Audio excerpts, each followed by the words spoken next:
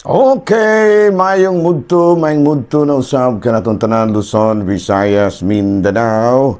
Mayong mudto Philippines, mayong mudto world, mayong mudto universe. Sana na pud kita mga higala. Nining atong tulumanon sa kahanginan, CONA, Catechesis on Air. O ako lang gihapon kini inyong ubos nga alagad, Reverendo Padre Edwin Academia Acab. Abino adlaw na usab karon nga Lunes, nitron Lunes Miyerkules, Marte, 26, unsa man ang adlaw ang 26? Martes, ayan no, Martes, no, pizza 26 na kini sa bulan sa Disyembre. Ug Merry Christmas na kanaton tanan. Advance Happy New Year, no? Kumusta naman mga higala, no? Kaluoy sa Ginoo kami diri sa Ayungon, walay problema, no? Natapos gyud namo ang adlaw sa Pasko, no, walay mga problema, no. Kagahapong adlaw mga higala, nakikay-hikay pod may gamay, no. Kabalo mo kung siya mong hikay mga higala, no. Nag-ihaw mig baboyng bungol. Kabalo mo si baboyng bungol. Kuan kanang nangka, no, nag-ihaw-ihaw mig nangka. Ako mismo may nagluto pero among subagan o pila ka kilo nga karning baboy, no, kanang tiil, no, kanang tiil mo gani. Pero dili pod ako nagpalit gi donation gihapon sa atong mga kaigsuonan nga mga parokyano nato, no, nga mga ubay-ubay gid usab ang ilahang gipaambit nga grasya, no, nga mga tawo pod mao ni kuan kanang ni donate pod sa kining gitawag og kining yung sa ngalan nangka. O kaluoy Ginoo mahigala, hurot biya po in taon. Ako mismo may nangunay og kuan. Ako mismo may nangunay og luto. No, doon na hinuon ko'y assistant nga mao'y magkiliwa, mao'y mag kining gitawag na to og ngalan nang mo ukay kay dagko man kay kawa ni among gisugaran may kanagi among gilutuan ha. Pero kaluoy Ginoo, no dako kay kaldero nahurot gyud mahigala. Nahurot gyud nya nakita nato nga madasigon kayo ang mga tao. Gikuan gito mahigala. Doon nato yung mga meaning ang among gihimo nga ang kasaulugan sa Pasko di ay dili lamang alang sa mga dato. Pwede ra pud ay magsaulog tag Paskong pinobri pero malipayon. Ingon niya no pag human og hatag namo og kuan, human og pakaon sa mga tao, linya dayon sila kaya magitagaan usab og mga gitawag na to pinaskuhan, no, akong yung mga kuan mga sardinas, noodles, kape, no, kape, skining linuto nga sudan mga hinatag sa mga tao ingon niya no. Kaluoy Ginoo mahigala, nakuan gyud na nahimong malampuson ang amoang kalihukan diri usab sa Ayungon, no, tinabangan sa akong mga kaubanan nga mga parokyano. Salamat kayo, no. O gani nitambayan yung usab, no, ang ato ang langdong mayor diri si Honorable Mayor Dennis Amancio, no, kuan gyud kanang gitawag nato nakita nato kung unsa gyud ay ang diwa sa Pasko kung magtinabangay ng gid ang tanan. Sa kuno ginaingon ginagmay ra gitong amo ang gihikay mahigala ti ang bagay kuan na nangka na. Pero ako mismo mo'y nagluto, no, kay kabalo-kabalo man itag muluto gamay na kung mga tao makita nato nga maikagon pug kay sila nga nagsalo-salo kauban ako mo pa akong gikaon ginagmay.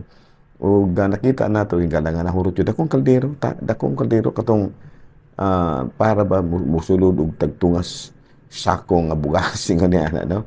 So ingon niya no. Salamat day kayo, no. Unya ang amo natong ato na pud gipangandaman mauna pod ang pagsaulog nato sa bagong tuig, no. So, nevertheless, thank you kayo nga nahimong malampuson ang among kalihukan usab sa Pasko diri. Karong adlaw mahigala wala mi sa kuan ni meron sa palasyo kay nagkuan man nag Christmas party uban sa tong Talakurong obispo, no, si Bishop Cortez, no, meron diri sa palasyo kuan pud nang gitawag na tong nag Christmas party pud no, kauban ni obispo gani di karong taud-taud manguli na hinuon may kay alas 12 naman pasado.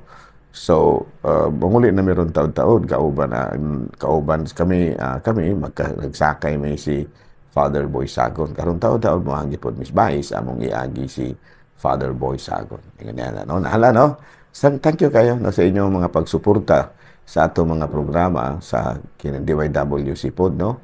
na tibuok tuig, no? Daghang kayong salamat nga walay mga kakulian usab nga nasugatan ang DYWC karon kay doon na ba ito'y timpo nga katong bagyong Frank, no? Nga natumba in town ang among tower ng DYWC. Pero karong tuiga kaluoy Ginoo pinaagi usab sa maabtikon kayo nga pag dumala sa atong manager si Father Ram, no, diri sa Sibulan, og si Brad Elmer Lugatiman dito sa kining Bayawan, sa Actin Basay, malampuso, smooth sailing kayo ang ato ang pag-opera, pag-broadcast sa DYWC Teleradyo, no? Nindot kayo mahigala, no? Inubanan usab sa atong mga staff din, no? Ang akong partner si Sister kining Pritchie Umbak. Okay, no? Nahala, no? Padayon ta mahigala. Kumusta naman ka nung puding? Okay na kaya ko, Pader. Wala na ko problema. Ikaw, Mr. Cheng? Wala ko kay Father, no? Wala akong problema, no? May gani kay okay ra imong negosyo, di ba na maligya man ka og libintador? May gani wa ka kabuti. Ay na ko na Father, madama maligya tong libintador, dili na pwede maligya. Ganun din na Father, no? Ano dili man pwede ra maligya og libintador. Basta with permit unya layo kas kabalayan aron malikay sa sunog o kompleto ang imong mga kanang gitawag natong permiso. No, na may daghan sa iyongon. Daghan kayo din na maligya iPod, no? Walay problema na basta kompleto lang po sa mga requirements o kining gitawag mga safety precautions, mga safety precautions sa usa ka lugar. No, nahala, no? Nahala, no, padayon ta may gala. Kumusta naman mo din naukos akong timbayaon og mayong mudto nga akong agaw dinha sa August, wala sa dili makadungog ron si agaw na ako Christian si Padre Christian Durango kay ni aman mintanan ron Dumaguete actually, no, ni amin tanan Dumaguete karon tungod lagi kay nagsaulog sud may isa mo nga gitawag nato sa English o annual Christmas party, ano. Na, no, padayon ta rin nakita mahigala sa ato ang Saint of the Day. Bueno, ang atong Saint of the Day karon si Gundiri sa atong listahan, no, na diri ang ato ang Saint of the Day karon ilado kay ni siya, no, si San Esteban or Saint Stephen, no, Saint Stephen. Kini si Saint Stephen mga higala na tao siya na atong 36 AD. Atong mabasa ang kinabuhi sa buhat sa mga apostoles, kapitulo 6 bersikulo 1 hanggang 5. A man filled with grace and power, who worked great wonders among the people, member of the synagogue of Rome, freedom, devoted with Stephen, but proud no much for the wisdom and spirit, brought anger to the crowd, and he was stoned to death, the first Christian martyr. No, kini si kuandi ay kini si San Esteban, siya ang pinakauna nga Kristohanong martir, no, sigon sa kasaysayan. Kay Kristohanon man kini siya tungod lagi kay maayo man kay debate, maayo man kay sig mga baruganan, wala man makasustener ang iyahang mga kadebate. Namuligi ilang gi ug sa ato pa na ilang giawhag ang mga tawo nga batuon hangtod mamatay ang taon kini si San Esteban. So karong adlaw may gala gihinumduman nato ang lain na pong patron sa Katolikong simbahan nga mao si San Esteban. Dili Escudero, ha? Ibasig magtuo mo nga santo to si Esteban Escudero, dili. Saint Stephen. Ikaw. Abino, ari kita mga gala sa CBCP News, Balitang Simbahan, ini kamudtuhon. Cardinal Jose Arzobispo sa Manila, na mahayag atol sa iyahang wali, nga ang Pasko kuno matud pa niya panahon sa pagpasalamat ug pagpaambit niini.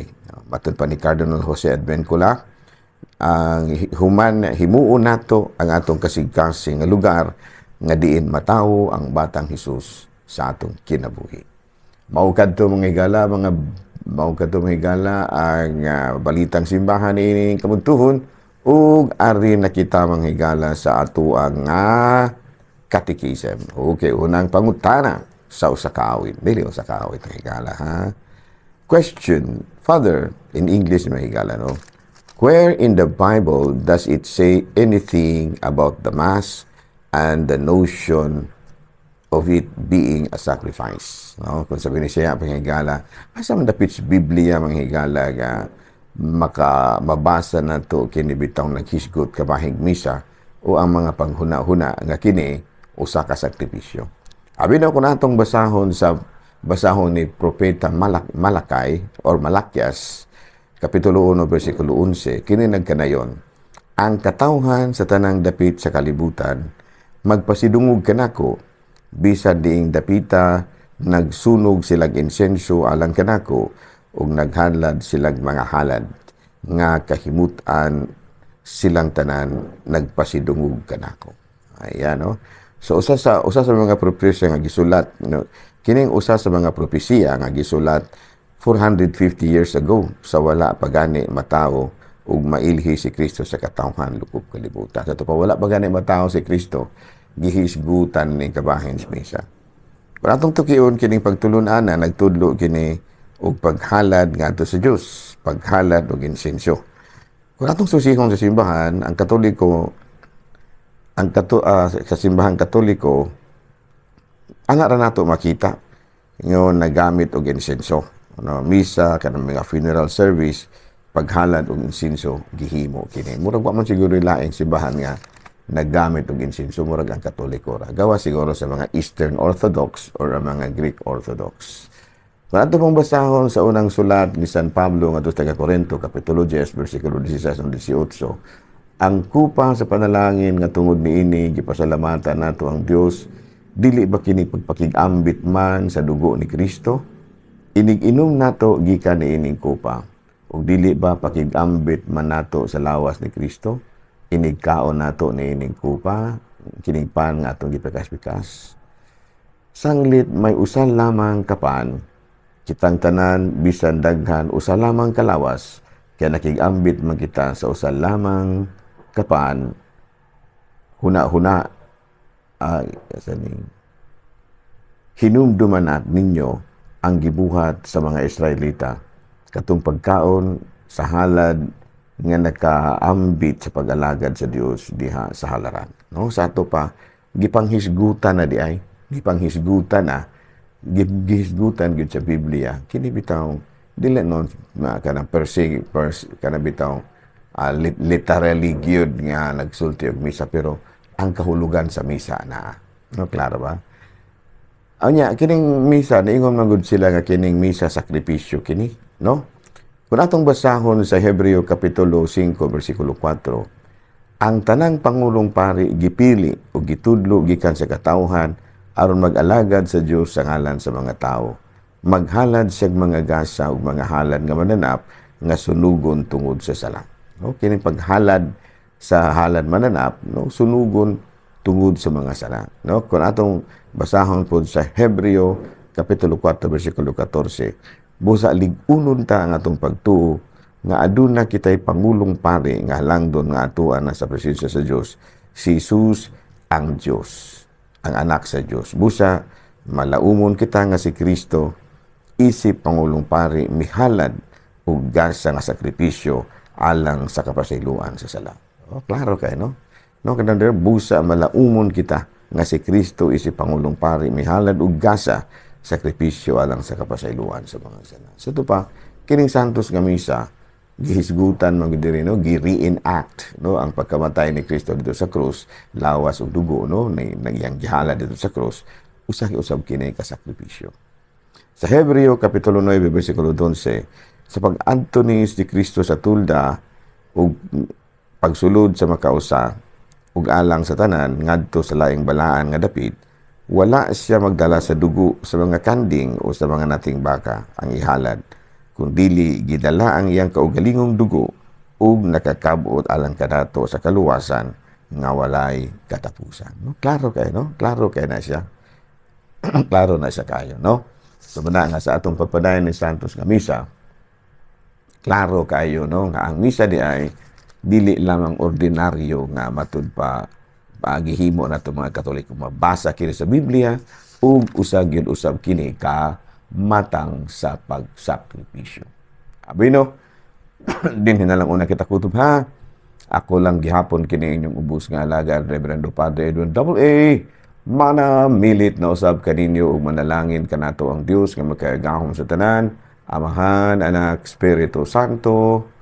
Good noon, Pilipinas.